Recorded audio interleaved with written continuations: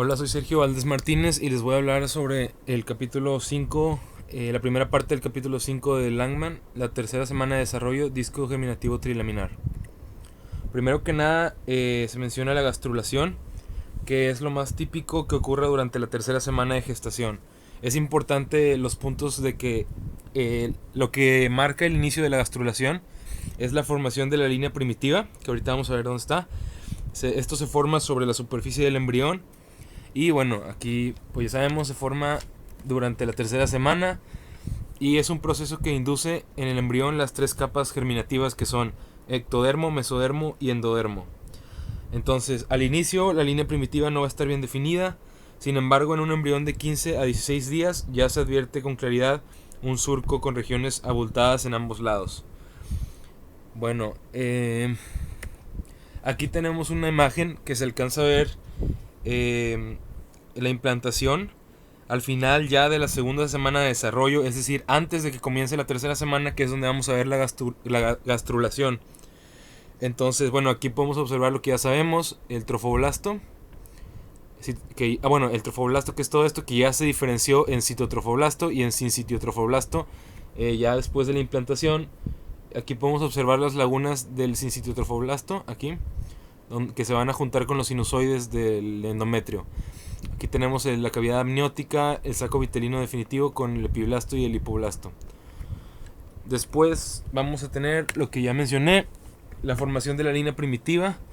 Acuérdense, aquí está el hipoblasto y aquí está el epiblasto. De este lado va a estar la cavidad amniótica y acá abajo pues es el saco vitelino. Aquí mismo se ve que dice pared del saco vitelino, que es acá para abajo, que tiene como barrera el hipoblasto, que da para el saco vitelino. Aquí se forma la línea primitiva, que decimos que de los 15 a 16 días de desarrollo ya se alcanza a ver definida. Las células del epiblasto pues van a migrar hacia la línea primitiva y van a llegar ahí y van a hacer un movimiento que se le conoce como invaginación, que es que se van a deslizar por debajo del epiblasto y van a formar de manera más notable la línea primitiva. Todos estos procesos se dan mediados por el factor de crecimiento de los fibroblastos 8, es decir, FGF8, que van a sintetizar las células de la línea primitiva. Este factor va a regular el movimiento celular disminuyendo la cadeína E, que es la proteína que va a unir a las células del epiblasto. También este gen, el FGF8, va a controlar la especificación celular en el mesodermo, regulando la expresión de otro gen llamado brachyury. Bueno, una vez que las células se invaginan, algunas de ellas se van a desplazar al hipoblasto y van a crear el endodermo en el hipoblasto, ¿ok? Entonces va a haber un endodermo y va a haber un mesodermo en medio del endodermo, y en donde está el epiblasto va a haber un ectodermo. Son las células que se quedaron en el epiblasto, van a ser células del ectodermo. Las células del mesodermo van a ser células que se quedaron en el hipoblasto aquí y que no migraron hacia abajo. A medida que el número de las células se desplazan, como se puede ver, bueno, aquí está la migración de lo que vamos a mencionar ahorita, pero aquí podemos observar cómo hay una invaginación de las células del epiblasto, que es este de aquí. Aquí tenemos la línea primitiva y el nódulo primitivo, que es el final de la línea primitiva, y vemos como las células del epiblasto, que son las que al final pues diferencian todas las tres capas germinativas, migran hacia el centro entre el hipoblasto y el epiblasto y forman el mesodermo. Por eso aquí se ve células mesodérmicas invaginándose. Entonces nos va a quedar epiblasto, ectodermo, mesodermo y endodermo, aquí donde está el hipoblasto. El saco vitelino pues está de este lado. Básicamente vemos que esta imagen pues se da a 15 días, a los 15 días de desarrollo, y pues está mostrando la invaginación de las células epiblásticas. El endodermo definitivo va a ser esto que vemos aquí. Si podemos ver aquí que hay células intercalándose con el hipoblasto, que también va a formar parte del endodermo, ¿ok?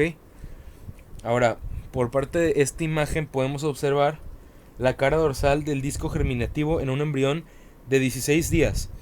Indica el movimiento de las células epiteliales superficiales, es decir, estas flechas que son continuas, que se ven aquí, aquí y aquí, que como vemos van hacia acá, hacia la línea primitiva, migran hacia la línea primitiva las células epiteliales superficiales a través de la línea primitiva y el nódulo. Y también vemos la migración posterior de las células entre el hipoblasto y el epiblasto, que son estas flechas de acá, que son las flechas discontinuas. Estas de aquí, aquí, aquí, por acá, por acá, por acá y por acá. Esas son la migración de las células entre el hipoblasto y el epiblasto.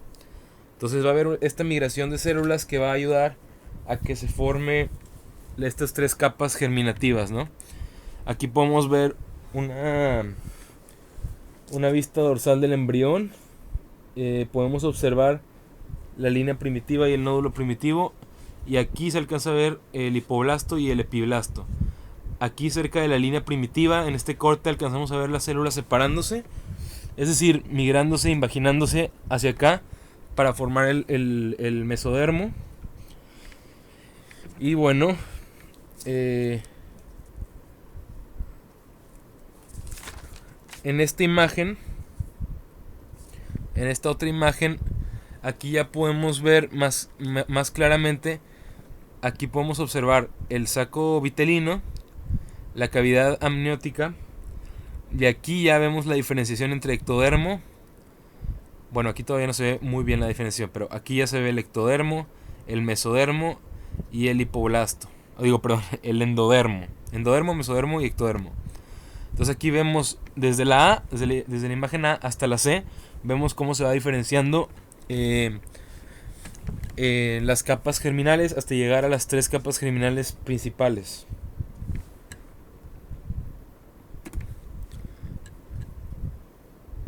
Bueno, aquí vemos que están las células.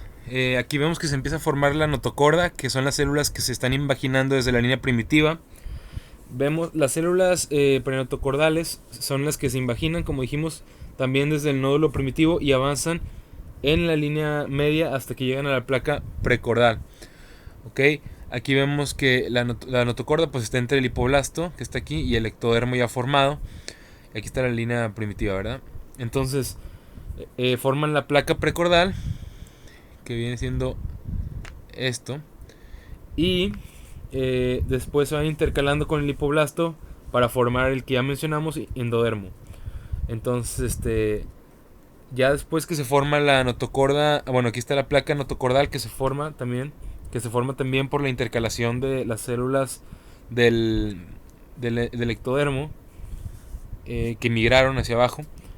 Y después el siguiente paso es formar la notocorda definitiva, que pasa por debajo del tubo neural y es base para inducir el esqueleto axial. ¿Okay? Por ser la elongación de la notocorda un proceso dinámico, el extremo craneal se forma primero y luego se van a ir formando las regiones caudales conforme la línea primitiva adopta una posición más caudal. Luego que se forman pues ya la notocorda definitiva y los tres discos germinales, vamos a ver esto. Aquí estamos viendo cómo se expresan los ciertos genes y muy importantes para la formación de estas capas germinales. Primero que nada, en esta imagen de aquí de la izquierda, en la imagen A, podemos observar que el factor de crecimiento de los fibroblastos 8 que ya mencionamos, el FGF8, se es secretado por el nódulo y la línea primitiva y establece la expresión de nodal que pertenece a la superfamilia de TGF beta. Es decir, los transformadores, los factores de transformación de factor de crecimiento beta. Luego, que es aquí, que es el gen nodal que alcanzamos a ver aquí. Después en la imagen B podemos ver que el neurotransmisor serotonina aumenta su concentración en el lado derecho y emite señales a través del factor de transcripción MAD3, ¿okay? Para limitar la expresión en el lado izquierdo del nódulo.